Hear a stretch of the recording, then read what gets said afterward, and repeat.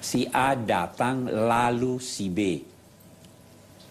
Tidak bersamaan, tetapi B datang kemudian tidak terlalu lama setelah datangnya. Si A datang, kemudian datang B, kemudian itu lama. Nah, kita lihat di sini ancaman Fir'aun. Summa la uslibannakum ajma'in. Setelah saya potong tangan dan kakimu secara bersilang, setelah waktu yang lama saya salibkan. Jadi saya siksa dulu kamu. Sesudah saya siksa, baru saya salibkan. Ada sementara ulama berkata, kisah penyaliban pertama itu dilakukan oleh Firaun. Sebelumnya tidak ada. Tidak dikenal itu salib. Ini Fir'aun yang pertama melakukan. Tsumma la aslibannakum ajma'in.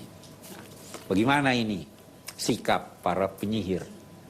Dia katakan, qalu inna ila rabbina munqalibun. Mereka berkata, ya memang kami kan akhirnya juga akan bertemu Tuhan. Kami tidak peduli. Karena terakhir kami mati. Jadi kalau kamu bunuh kami, memang kami akan mati. Kami tidak pedulikan itu.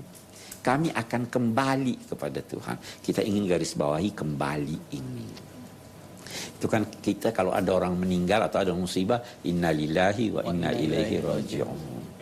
Istilah tentang kematian yang diajarkan oleh Al-Quran kepada umat Islam, namailah dia kembali. Mudik itu enak gak? Senang ya kalau mudik. Mati itu senang. Jadi mungkalib, kami akan kembali.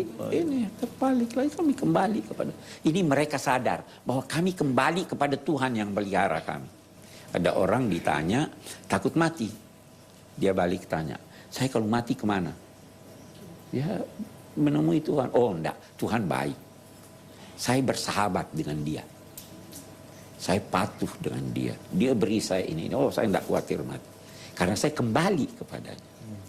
Jadi sekali lagi, mereka ini tidak peduli. Kami tidak peduli. Coba lihat lagi perubahan luar biasa nih.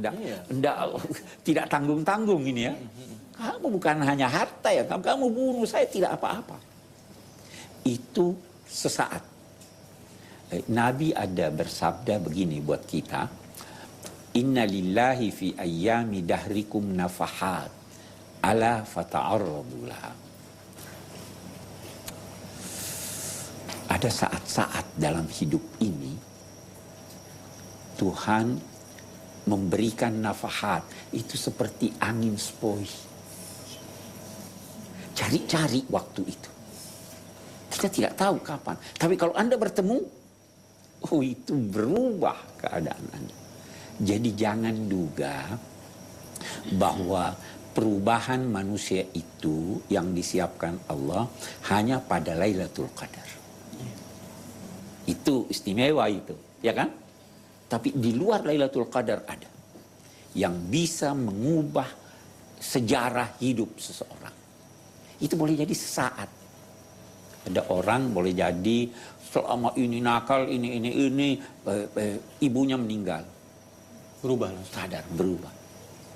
Ada saat-saat itu yang bisa begitu. Nah ini tukang-tukang sihir ini, penyihir-penyihir itu, dia dapat saat itu berubah total dia. Tidak peduli.